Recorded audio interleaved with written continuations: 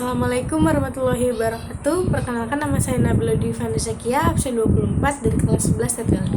Di sini saya ingin membacakan presentasi tentang materi hormat kepada orang tua dan guru. Yang pertama itu ada hormat kepada orang tua. Secara biologis, hormat kepada orang tua adalah perantara bagi keberadaan manusia di muka bumi. Nah, berbakti kepada orang tua itu salah satunya ada berbuat baik, yang kedua ada memberikan kasih sayang yang sepenuh hati, dan yang terakhir ada membuat bahagia dan senang. Dan yang kedua ada hormat kepada guru. Guru adalah sosok yang berusaha melakukan perubahan bagi seseorang ke arah yang lebih baik melalui transfer ilmu pengetahuan dan karakter yang dimiliki. Nah, menghormati guru berarti memuliakannya dengan sepenuh hati, baik ketika sedang menuntut ilmu maupun saat sedang berusaha mengamalkan ilmu yang didapat. Selanjutnya, hormat atau akhlak anak kepada orang tua. Yang pertama ada menaati semua perintah orang tua. Yang kedua ada memperhatikan segala kebutuhan dan melayaninya dengan sepenuh keikhlasannya. Yang ketiga ada mencintai dengan sepenuh hati. Yang keempat, merendahkan diri pada keduanya, baik perkataan maupun perbuatan, dan diiringi perasaan cinta. Yang kelima, sering berkomunikasi dengan hikmat dan bijak. Yang keenam, mendoakan keselamatannya. Yang ketujuh, menyambung tali silaturahim dengan teman dekat orang tua. Yang kedelapan, berbakti secara sempurna dan melakukan yang terbaik. Yang kesembilan, sayangi dan hormati sepenuh hati. Yang kesepuluh, berkata-kata yang baik. Dan yang terakhir, salah satu bentuk jihad adalah menjaga dan membela.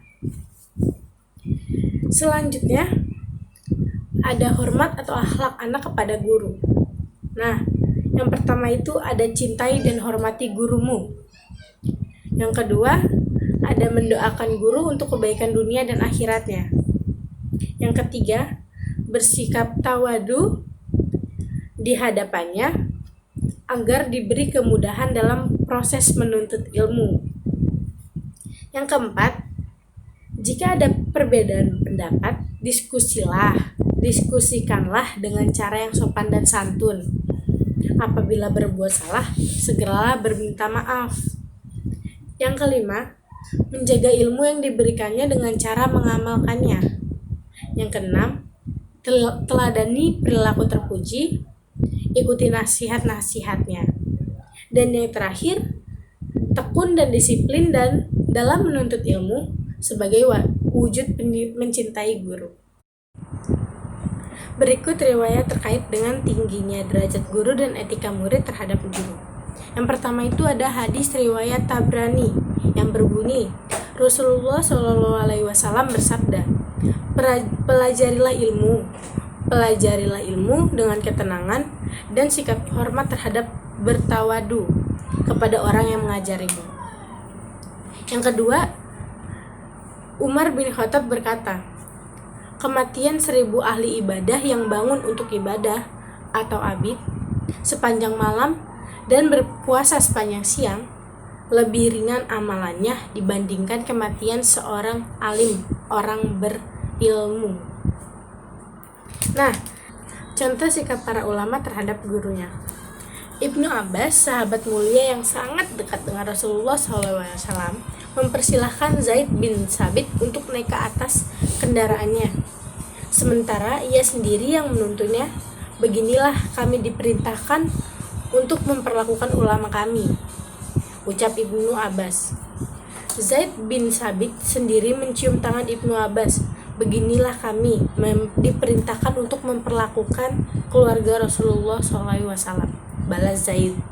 Hadis riwayat At-Tabrani. Tengoklah pula bagaimana rasa hormat Imam Abu Hanifah kepada guru beliau. Aku tidak pernah sholat setelah guruku Hamad wafat, kecuali aku minta ampun untuknya dan untuk orang tuaku. Rupanya perbuatan ini menurun juga kepada Abu Yusuf. murid Abu Hanifah. Ia selalu mendoakan Abu Hanifah sebelum mendoakan kedua orang tuanya sendiri. Manaqib iman Abu Hanifah. Dan selanjutnya ada dalil naqli terkait hormat kepada orang tua, yang artinya itu, dan Tuhanmu telah memerintahkan supaya kamu jangan menyembah selain Dia, dan hendaklah kamu berbuat baik pada ibu bapakmu dengan sebaik-baiknya. Jika salah seorang di antara keduanya atau kedua-duanya sampai berumur lanjut dalam pemeliharaanmu, maka sekali-sekali janganlah kamu mengatakan kepada keduanya perkataan dan janganlah kamu membentak mereka, dan ucapkanlah kepada mereka perkataan yang mulia. Selanjutnya ada isi kandungan Quran surat Al-Isra ayat 23. Yang pertama ada perintah untuk hanya menyembah Allah Subhanahu wa taala. Yang kedua ada perintah berbuat ihsan atau baik. Yang ketiga, berbakti kepada kedua orang tua menjadi keniscayaan bagi setiap anak. Yang keempat, larangan berkata buruk atau menyakitkan meski hanya sekedar Yang kelima, berkomunikasi dengan adab dan akhlak yang mulia. Selanjutnya ada hadis tentang menghormati orang tua. Artinya, dari Abdullah bin Amru, dia berkata, seseorang datang kepada Nabi Shallallahu Alaihi Wasallam meminta izin hendak ikut jihad atau berperang. Lalu Nabi Shallallahu Alaihi Wasallam bertanya kepadanya, apakah kedua orang tuamu masih hidup? Jawab orang itu, masih. Sabda beliau, berbaktilah kepada kedua orang tuamu, itu adalah jihad. Hadis riwayat Muslim.